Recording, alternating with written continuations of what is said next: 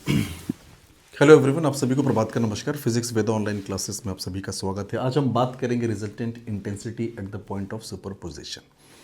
पिछले लेक्चर में हमने क्या जाना था? पिछले लेक्चर में हमने देखा था कि यहाँ से S1 से कोई वेव आई, साथ ही साथ S2 से कोई वेव आई, दोनों किसी पॉइंट P पे सुपरपोज हो रही है।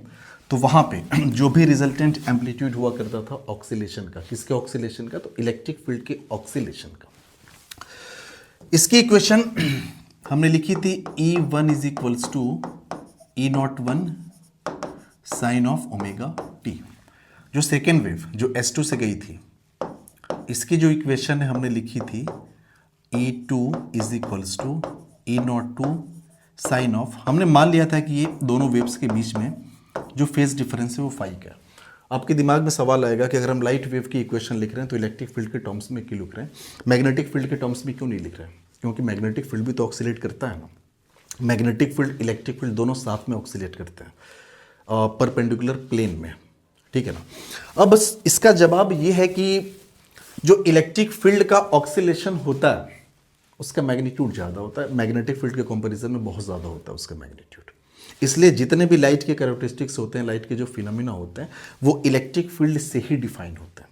इसलिए हम किसी भी लाइट वेव की इक्वेशन को लिखते हैं तो इलेक्ट्रिक फील्ड के टर्म्स में लिखते हैं।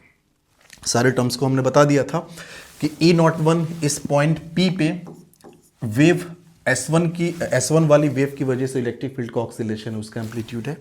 E02 जो है S2 वाली वेव की वजह से पॉइंट P पे इलेक्ट्रिक फील्ड का एम्पलीट्यूड है।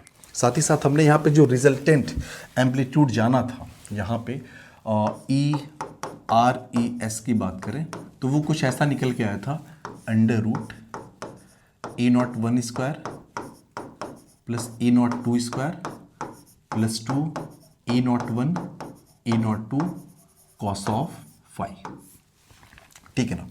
यहाँ पे निकल के आया था इलेक्ट्रिक फील्ड के ऑक्सीलेशन का एम्पलीट्यूड, और ये रिजल्टेंट एम्पलीट्यूड है सुपरपोजिशन के बाद का, ठीक है। हम चूंकि बात करेंगे इंटेंसिटी की, एक चीज़ और अगर आपको याद हो वेव्स में, तो इंटेंसिटी ये डायरेक्टली प्रोपोर्शनल होती है आपका एम्पलीट्यूड इसके स्क्वायर के डायरेक्टली प्रोपोर्शनल होती है, ठीक है। यानी आप ऐसे लिख सकते हो यार कि जो इंटेंसिटी है I, ये डायरेक्टली प्रोपोर्शनल हो गया एम्पलीट्यूड का square, which implies I is equals to constant लगा दो KA स्क्वायर, ऐसा आप लिख सकते हो, ठीक है। हमने माना कि जो S1 की वेव है उसकी जो इंटेंसिटी थी वो I1 थी, S2 की जो वेव थी उसकी इंटेंसिटी क्या है, I2 है। साथ ही साथ हमें ये पता करना है कि जहाँ पे सुपरपोजिशन हो रहा है दोनों वेव्स का, वहाँ पे रिजल्टेंट इंटेंसिटी होगी क्या। वहाँ पे रिजल्टेंट एम्पलीट्यूड तो हम पता कर चुके हैं, जो भी इलेक्ट्रिक फील्ड का आने वाला है वो इतना निकल के आएगा, लेकिन हमें इंटेंसिटी के बारे में पता करना है, ठीक है। तो सबसे पहले तो ये I1 आप क्या लिखोगे? आप बोलोगे यार कि I1 is equals to K times amplitude इसका कितना है, तो E01 है, तो आप बोलोगे E01 और इसका हो जाएगा स्क्वायर। हम बोले कि I2 लिखो, आप बोलोगे I2 इक्वल्स टू हो जाएगा K टाइम्स ये E02 और इसका स्क्वायर। भाई एम्पलीट्यूड तो E02 ही है ना, और इंटेंसिटी डायरेक्टली प्रोपोर्शनल होता है एम्पलीट्यूड का square. So intensity equals to constant लगा दिया इंटू A स्क्वायर, ठीक है। साथ ही साथ हम बोले कि रिजल्टेंट इंटेंसिटी को आप क्या लिख सकते हो, IRES रिजल्टेंट इंटेंसिटी को, तो आप बोलोगे K टाइम्स जो रिजल्टेंट एम्पलीट्यूड है इलेक्ट्रिक फील्ड का वो ये है, इसका स्क्वायर करेंगे तो हो जाएगा RES और इसका स्क्वायर, ये चीज़, ठीक है। फर्दर हम अपने डेरिवेशन को आगे प्रोसीड करते हैं। सब कुछ हमने लिख लिया यहाँ पे। अब देखिए ज़रा,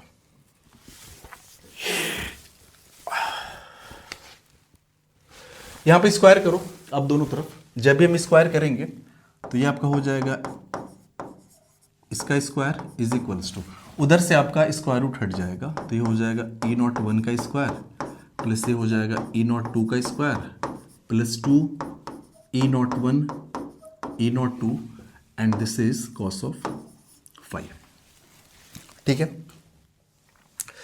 अगर यहां से E01 का स्क्वायर आप लिखोगे तो हो जाएगा I1 अपॉन K, ऐसा हम लिख सकते हैं। E02 स्क्वायर लिखोगे तो I2 upon K, E resultant का स्क्वायर लिखोगे तो I रिजल्टेंट अपॉन K हो जाएगा। वही सारी वैल्यू हम यहाँ पे लिख देते हैं। तो ई रिजल्टेंट आपका हो जाएगा I resultant divided by K is equals to E naught one K square को लिख सकते हैं I one by K, so this is I one divide by, ये आपका हो गया I one divide by K, plus ये आपका हो जाएगा आई टू डिवाइड बाई के। ठीक है ना।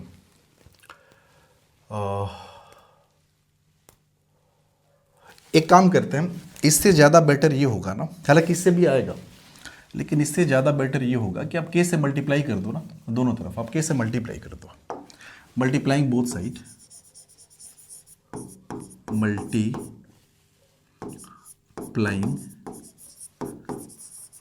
बोथ साइड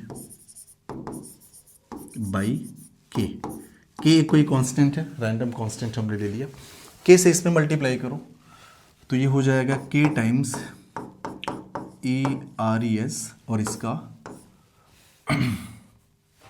सॉरी इसका स्क्वायर है, सिर्फ आर ई एस के स्क्वायर में के से मल्टीप्लाई किया इज इक्वल्स टू, यहाँ भी के से मल्टीप्लाई करो तो के ई नॉट वन का स्क्वायर, प्लस इसमें भी के से मल्टीप्लाई करो तो के ई नॉट टू का स्क्वायर, प्लस इसमें भी आप के से मल्टीप्लाई करिए तो ये हो जाएगा टू के, और ये हो गया E naught one A naught two, और ये हो गया कॉस ऑफ 5।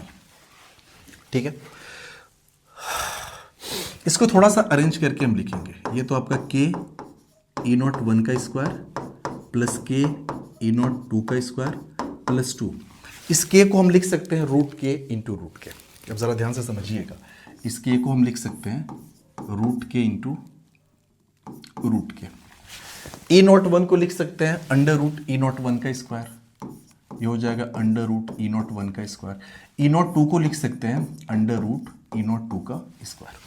ठीक है, एक के को इसके साथ ले लो, दोनों अंडर रूट पे है ना, तो आप बोलोगे इसको फिर से हम ऐसे लिख सकते हैं कि अंडर रूट, ये हो जाएगा के ई नॉट वन का स्क्वायर इंटू अंडर रूट के ई नॉट टू का स्क्वायर।